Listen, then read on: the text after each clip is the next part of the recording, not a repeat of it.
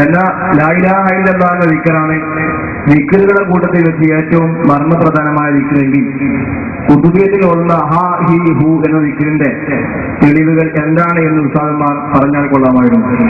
ചൂടെടുക്കുമ്പോൾ ആൾക്കാരെ ഭാഗം പറയുന്നത് കുതുബിയത്തിലാണ് പരിപാടി.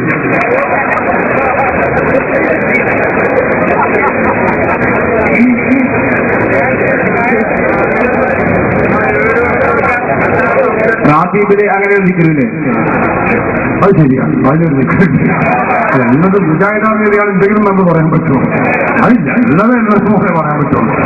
ഞാനിപ്പോ ഖുർആനും സുന്നത്തും പഠിച്ചിട്ട് എതിർക്കുമ്പോൾ ഒന്ന് നോക്കണ്ടേ എന്തൊക്കെയാണ് ഇവർ ചെയ്യണത്, അല്ലാതെ വെറുതെ ഇവർ എതിർത്തിന് കാര്യമില്ല. അങ്ങനെ ദിക്റുണ്ട്, അത് ശരിയാണ്. അത് ഞങ്ങളിൽ മുസ്ലിങ്ങളൊക്കെ റാത്തീബ് ചെല്ലുന്ന ആളുകൾ അത് ഉരുവിടാറുണ്ട്, ചെയ്യാറുണ്ട്. അതിന് പ്രാമാണികമായ തെളിവുമുണ്ട്. ഞങ്ങൾ വെറുതെ ചെയ്യല്ല. അത് പണ്ഡിതന്മാരും നേതാക്കളും ഉലമാക്കളും പൂർവ്വസൂരികളായ പണ്ഡിത മഹത്തുക്കളും ഒക്കെ പഠിപ്പിച്ചതുമാണ്. ഞാൻ വെറുതെ പറയുന്നതല്ല. ബഹുമാനപ്പെട്ട ഇമാം റാസി തഫ്സീറുൽ കബീർ, ഇമാം റാസിയിൽ തന്നെ ഫഖ്റുദ്ദീൻ റാസി തഫ്സീറുൽ കബീർ, ഞാൻ നേരത്തെ പറഞ്ഞ വിശദമായ തഫ്സീർ, ആ തഫ്സീറിൽ ബഹുമാനപ്പെട്ട അതിന്റെ ഒന്നാമത്തെ വാല്യത്തിൽ മഹാൻ അവർ വിശദീകരിച്ചു. ഇടയ്ക്ക് ഗതാഗതത്തിന് നമ്മുടെ പരിപാടി തടസ്സമാകരുത്. ചില പരിമിതി എന്ന് പറഞ്ഞുകൂടാ, ഉള്ള സ്ഥലത്ത് നമ്മളെ ആളുകൾക്ക് തികയാതെ ആയതാണ്. സ്ഥലത്തിന്റെ മാത്രം കുഴപ്പമാണെന്ന് എനിക്ക് അഭിപ്രായമില്ല. അതുകൊണ്ട് ഗതാഗതത്തിന് തടസ്സമുണ്ടാക്കരുത്. നമ്മുടെ പ്രവർത്തകർ വലിയ ഭീമമായ സംഖ്യ ഇതിന് ചെലവ് വരുമെന്ന് പറയേണ്ടതില്ല. ബക്കറ്റ് പിരിവുമായി നിങ്ങളെ സമീപിക്കുന്നത് വലിയ സംഖ്യ തന്നെ നിക്ഷേപിക്കാനാണ്. എല്ലാവരും സഹായിക്കണം എന്ന് പ്രത്യേകമായി ഓർമ്മപ്പെടുത്തുകയാണ്. ഇമാം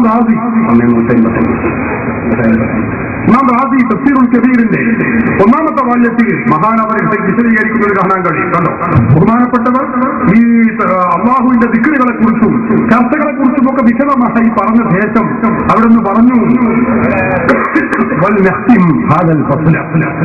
ഈ ചർച്ച ഞാനിവിടെ അവസാനിപ്പിക്കുകയാണ്. ഞാൻ വളരെ ശറഫാക്കപ്പെട്ട വളരെ ബഹുമതിയുള്ള ഒരു ദിക്ർ ഞാൻ പൂർവീകരുടെ ഗ്രന്ഥങ്ങളിൽ കണ്ടു. അതുകൂടി പറഞ്ഞ് ഞാൻ ഈ ചർച്ച അവസാനിപ്പിക്കട്ടെ എന്ന് പറഞ്ഞുകൊണ്ട് ഇമാം റാസി ചില ദിക്റുകൾ പഠിപ്പിച്ചു തരികയാണ്. ബഹുമാനപ്പെട്ട പറഞ്ഞു, യാഹു യാമൻ ലാഹു ഇല്ലാഹു യാമൻ ലാ ഇലാഹ ഇല്ലാഹു യാ അസൽ യാ അബദ് യാ ദഹ് യാ ദൈഹാൻ യാ ദൈഹൂർ യാമൻ ഹുവൽ ഹയ്യുൽ ലദീ ലാ യമൂത് എന്നൊക്കെ പറഞ്ഞ് നമുക്ക് പരിചയമില്ലാത്ത, നിങ്ങൾ കേൾക്കാത്തത് കൂടിയായ ദിക്റുകൾ. ഇനി നോക്കൂ, നിങ്ങൾ ബഹുമാനപ്പെട്ട നുസ്റത്തുൻ നബവിയിൽ ശർഹുർ റായിയയിൽ കാണാം ദിക്റിനെ കുറിച്ച് സുന്നത്തായ ദിക്റുകൾ പറഞ്ഞ കൂട്ടത്തിൽ ഹൂ ഹാ ഹി, അതുപോലെ ഹൂ ഹൂ ഹൂ, വമിൻ ഹൈസുൽ അളമത്തു ആ ആ ആ, വമിൻ ഹൈസുൽ തജല്ലി ഹാ ഹാ ഹാ ഹാ ഹാ എന്നൊക്കെ പറഞ്ഞ് സഹോദരങ്ങളെ വ്യത്യസ്തങ്ങളായ ദിക്റുകൾ ബഹുമാനപ്പെട്ട പണ്ഡിതന്മാര് അവരുടെ ഗ്രന്ഥങ്ങളിൽ രേഖപ്പെടുത്തി വെച്ചത് നമുക്ക് കാണാൻ കഴിയും. അപ്പൊ സുന്നികളിൽ ചെയ്യുന്നത് ഞങ്ങൾ ആരെങ്കിലും പോക്കറ്റെന്ന് ഉണ്ടാക്കിയൊരു ദിക്റൊന്നല്ല. പിന്നെയോ പൂർവീകരായ സലഫ് സ്വാലിഹികൾ ലോകത്ത് കേരള നെതുവത്തുൽ മുജാഹിദീൻ എന്ന് പറയുന്ന മുജാഹിദ് പ്രസ്ഥാനം കേരളത്തിൽ ഉണ്ടാക്കിയ KM മൗലവി വരെ മുജദ്ദിദാണ് എന്ന് അംഗീകരിച്ച വ്യക്തിയാണ് ഇമാം റാസി. നിങ്ങൾക്ക് ഇത് ചിലപ്പോൾ കഥ ഉണ്ടാവില്ല. അന്നത്തെ മുജാഹിദുകൾക്ക് ഈ പ്രസ്ഥാനം കേരളത്തിൽ ഉണ്ടാക്കിയ ആള് KM മൗലവിയാണ്. ആ KM മൗലവി തന്റെ ഖാദിയാനി ഖണ്ഡനം എന്ന പുസ്തകം എന്റെ കയ്യിലുണ്ട്. ആ പുസ്തകത്തിൽ അദ്ദേഹം പറഞ്ഞത് കാണാം, ഈ 6-ാം നൂറ്റാണ്ടിലെ മുജദ്ദിദായി ബഹുമാനപ്പെട്ട ഇമാം ഫഖ്റുദ്ദീൻ റാസി റഹിമഹുള്ളയെ പരിചയപ്പെടുത്തിയത് കാണാം. ആ റാസി ഇമാമാണ് തന്റെ വിസ്തൃതമായ തഫ്സീറുൽ കബീറിൽ ഇത് രേഖപ്പെടുത്തി വെച്ചിട്ടുള്ളത്. അപ്പൊ മഹാന്മാക്കൾ പഠിപ്പിച്ച ദിക്റന്നെ ഞങ്ങൾ ചെയ്യുന്നുള്ളൂ.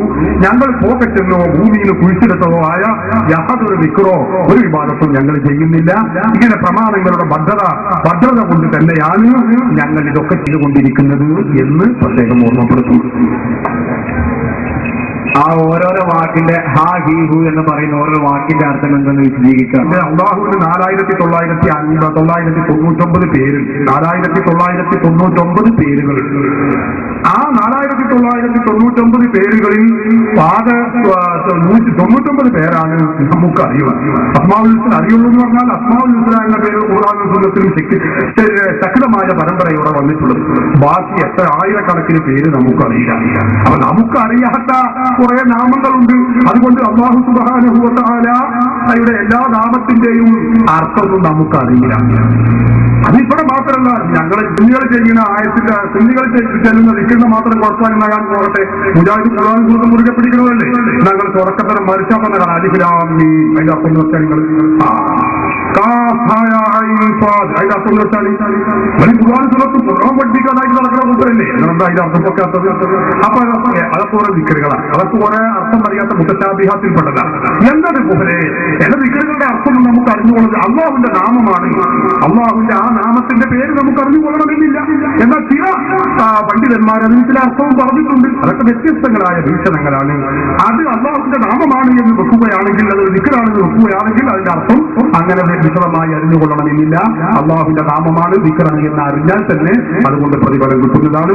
ബഹുമാനപ്പെട്ട ഇമാം ഇബ്നു ഹജർ അൽ ഫതാവ അൽ ഹദീസിയയിൽ പറഞ്ഞതിൽ നിന്ന് നമുക്കിത് മനസ്സിലാക്കാവുന്നതാണ്. നിങ്ങളെപ്പോലുള്ള